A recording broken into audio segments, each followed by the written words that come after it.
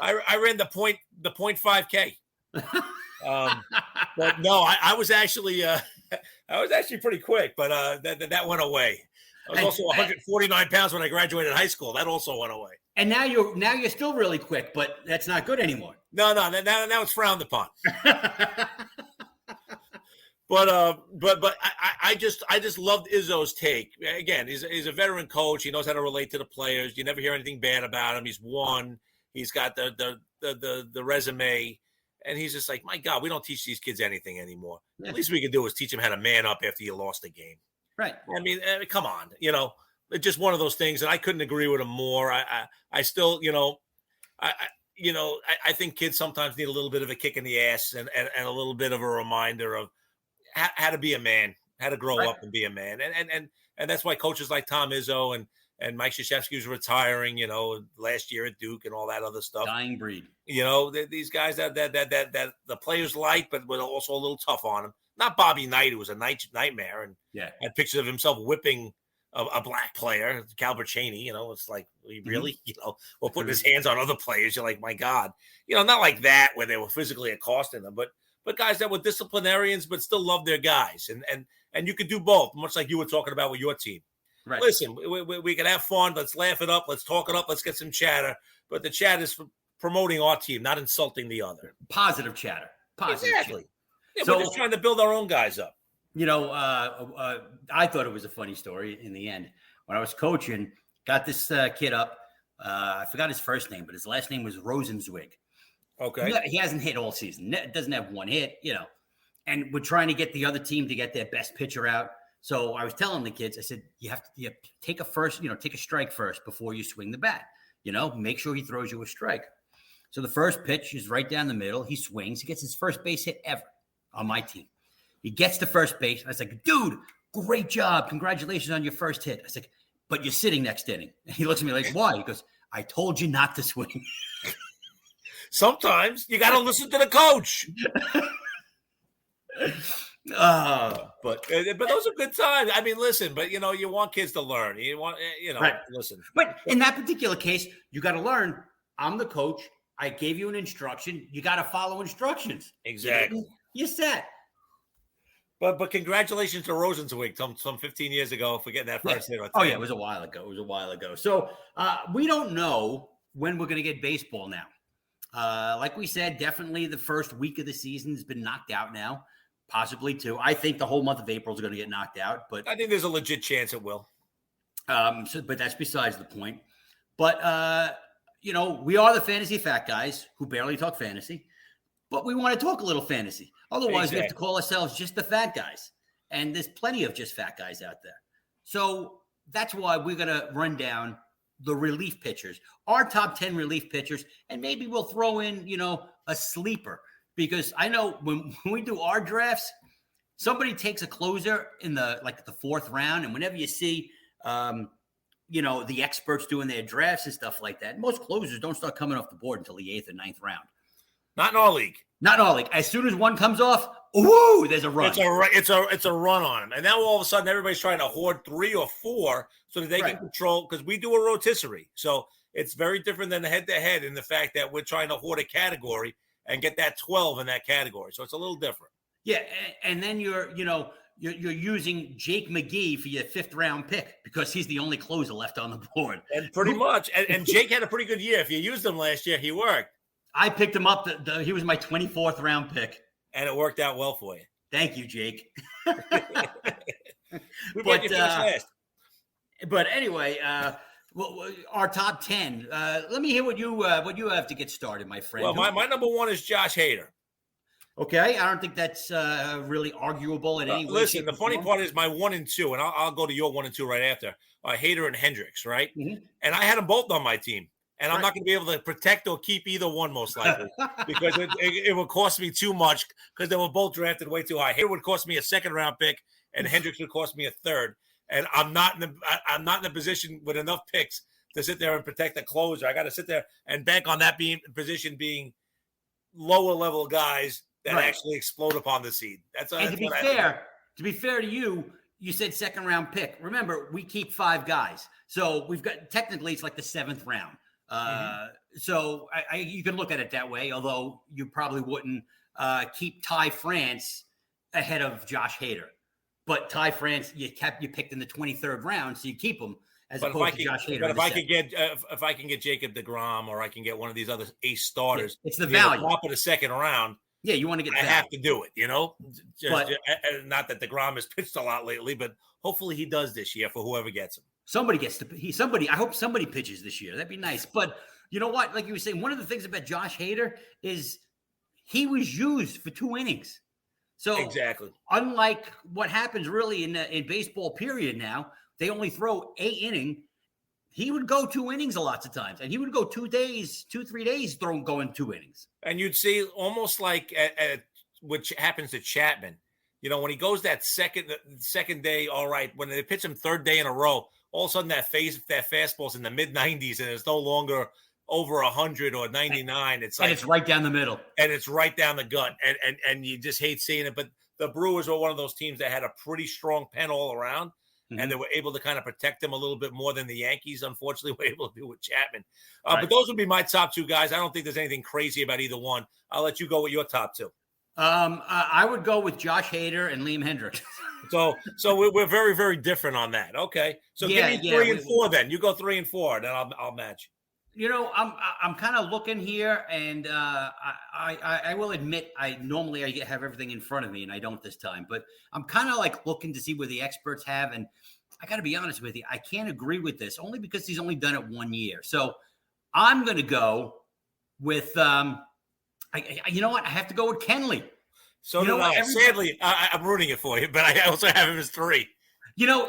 Everybody wrote him off last year, and he had a magnificent season. He did. He was really good. And on a team that is going to win a lot of games. And there's a good chance he might end up with Boston, which is going to be a team that's going to compete, and he's going to get more save opportunities. Absolutely. The guy still throws 100 miles an hour. Nobody on a weak team is going to pay him the money that you have to pay to get Kenley Jansen, right? Right. I know Triton's over there in LA now, so he'll be the guy that they look to, and somebody else will get him. But you're not going to see a weak team paying that much for a closer, so he's going to be on a good squad. And when you look at fantasy drafts, I've been doing the mock drafts, and apparently those are the only drafts I'm going to get to do for the time being. Jansen is like number 255. He's ranked 255. How can you do that? I mean, the guy was phenomenal last year. The strike shortened year where a lot of people struggled was an off year.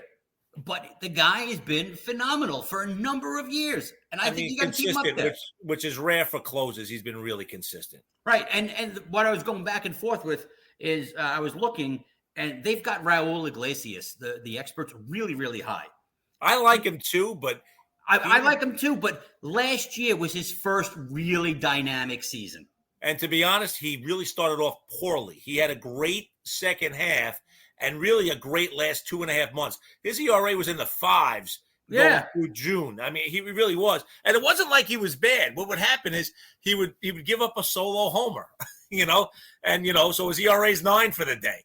And he would do that like twice a week. And you're like, my God, he went in 4 games and he gave up 2 runs. His ERA is 4.5. He got a save. He got 7 Ks in 4 innings, and his ERA is 4.5, 5. I mean, that's what's happening.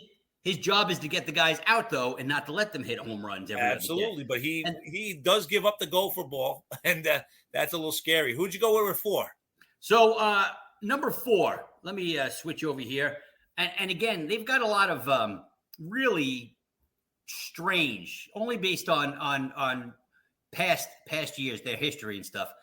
I got to tell you, based on what he did last year, I am going to go with Jordan Romano. You're going to laugh your butt off, but I have him as my 4 as well. I mean, this is really exciting, but I think that the Jays are going to be better. I think he's going to be really good. Wow. This sucks when we agree. And I got to tell you, I'm just pulling these out of my ass as I'm going. But I get it. Well, I'll give you my 5 and 6 then. I went with Iglesias at 5, which I know that you don't have there. Mm-hmm. And I went with Smith from Atlanta at 6. You know what? My problem with Smith is a little too wild at times. No doubt about it. Just on a team that plays a lot of close games. Right. I would probably go 5 with Presley. Okay, I can see Houston, that. Again, he's going to get a lot of opportunities with that team. And following up Presley, that's when I'd probably put Iglesias. I got you. So that's what I'm talking about. So, and again, if Iglesias has a similar year to last year, I'll jump in and I'll agree with you. And I'll think he'll, I'll take him earlier. But do it again, please. I beg you. I'm with you. He was good with Cincinnati, though. He wasn't bad. He just wasn't always the exclusive closer. A lot of times he pitched 2 or 3 innings. He's got great stuff too. I guess I would go with Will Smith for the next one. What are we up to? Number 7? 7. Mm-hmm. Okay. Will Smith at number 7, which you had done a little bit earlier. Where do you go at 7? I have Chapman at 7. Okay. That's fair. I'm going to go through Araldis, who was probably a top 3 for most of his career. Now he's down to 7. He might be out of the top 10 by the time the season comes around. Problem is, he's there. I just think the Yankees will win enough games and he'll be involved in enough stuff. Right. And he's really worked on his other pitches to be a little bit better. He's depending on the slider a lot more. And he needs it to be really, really good. Yeah, if that slider's really good, then he'll have good numbers. But if that slider's flat, he's effed. I'm going to keep him down one more rung, and I am going to go with Giovanni Gallegos. I have him as my 9, so we're not that far apart. We're not that far off, and I'll throw Chapman, after that. So I guess, wrapping up our top 10. Let me think for a second. And I would say Kimbrel because he's done it so long, but he's with the White Sox still, right? Yeah, and he's behind Henry. So he ain't not going to really do it. For me, I went 8, 9, and 10. I went Presley, Gallegos like you, and I went with McGee as my 10. Okay, that's And the reason why I went with McGee is because again, San Francisco's pitching is real good. They'll be in a lot of close games. I could see him getting his saves. I'm going to go with Camilo Doval. He's the closer for San Fran. Okay. So guy out of nowhere. Now, one of the things I'm really interested to see, Corey Neville is now a part of the Phillies organization. Closed for the Brewers. Very effective.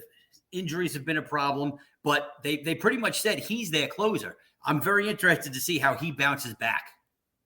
It's going to be interesting to see. A guy that intrigues me is Barlow. Okay. In Kansas City, only because of the strikeouts. Right. Because he's going to give you those strikeouts per 9 somewhere in that 12 to 13 range, which is something that you like seeing. His ERA is going to be over 3, unfortunately. But it will be. I mean, and he may not he may not be awesome in every stat, but he's going to strike a lot of people out. So I like that. This could be the year that Diaz puts it all together for the Mets as well, I think. It could be, but it probably won't be. You know what I'm really intrigued about? Some of the players who've turned into like closers, maybe just for a season. It might be more, you'll see what happens. But like former Met, Paul Sewald, who just sucked when he was with the Mets. Absolutely. He's closing games. Michael Trevino is closing games. Yeah, it's like really, really, really comical. Some of these guys who are closing them. I'm assuming they're going to move Fulmer back into the rotation, but like Yahoo and stuff still has him listed as a reliever. I hope the guy gets a chance to get back into the rotation because before the Tommy John surgery, he was really good. He's really solid. No, he's a good pitcher, good arm, and that's a fun team. That's a team that's going to be really fun to watch this year, actually, if they ever play. If they ever play. So that's our little take on closers. I mean, listen, next week, what do you want to do? You want to go to catchers? I don't know what I want to do. Well, we're going to think about it. And we'll talk about it during the week. The other thing that's going to happen over the next couple of weeks is it's going to be my time. College basketball. This is so it's going to be not just the fantasy fact guys, but it'll be the gambling fact guys. But we're going to try to have joining us. I mean, we want you to come in, and next week is it kind of kicks off championship week, right? Which means all the conference tournaments kind of go in. Again, just a little insight on this. I mean, there's a couple leagues that have been outstanding this year. The Big Ten is probably the best league in the country. The SEC is real good. The Big Ten is real good.